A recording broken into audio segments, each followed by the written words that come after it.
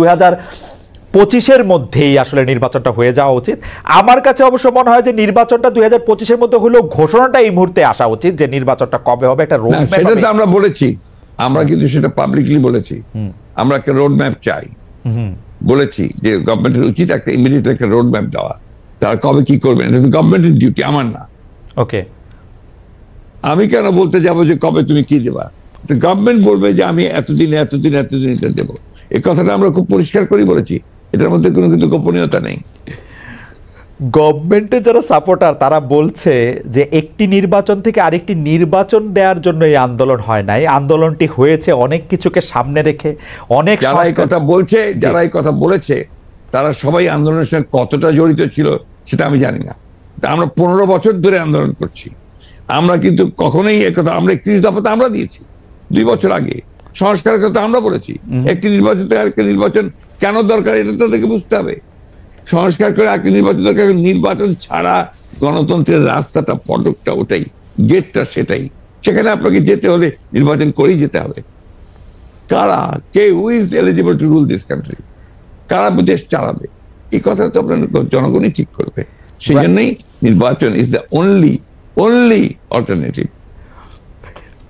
এই সরকারের ম্যান্ডেট নিয়ে যখন আমি প্রশ্ন করি তখন এই উত্তর আসে যে ম্যান্ডেট হচ্ছে অভ্যুত্থান, আর যদি বিএনপি যে নির্বাচনটি যৌক্তিক সময় বা যত শীঘ্র সম্ভব দেওয়ার কথা বলছে, এটি যদি ঠিক হতো, জনগণ তো 28 অক্টোবরই আসলে দেশকে শেখ হাসিনা পালাতে বাধ্য হতো। এটা কুতর্ক, হ্যাঁ, এটা কুতর্ক।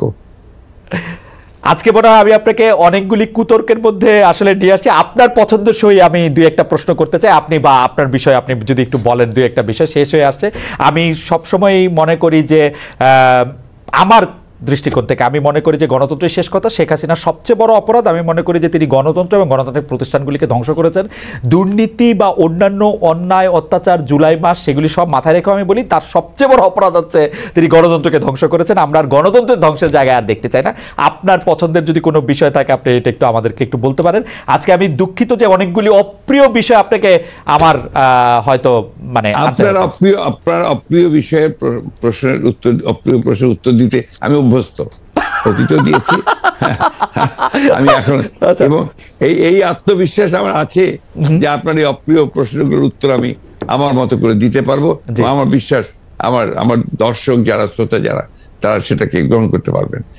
আমার কাছে একটাই প্রশ্ন, এই দেশটা আমাদের, আমরা 1971 সালে স্বাধীনতা যুদ্ধ করেছি, পাকিস্তান হানাদার বাহিনীকে উঠিয়েছি, তখন আপনার 30 লক্ষ বলেন, যে বলুন 30 লক্ষ লোক শহীদ হয়েছে, 3 লক্ষ মা বোনের ইজ্জত গেছে, আমরা দেশ স্বাধীন করেছি।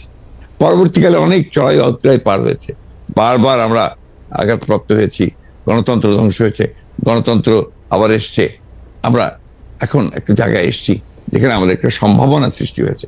সেই সম্ভাবনাটা হচ্ছে যে আমরা একটা নতুন, সবাই মিলে চিন্তা করে একটা নতুন বাংলাদেশ গড়ার আমরা শপথ নিয়েছি। এই বিষয়টাতে আমরা এগিয়ে যাই। Let us not divide, let us not, আমরা নিজেরাই নিজেকে বিভক্ত করে না ফেলি, এক জায়গায় এসে সঠিকভাবে এগোই।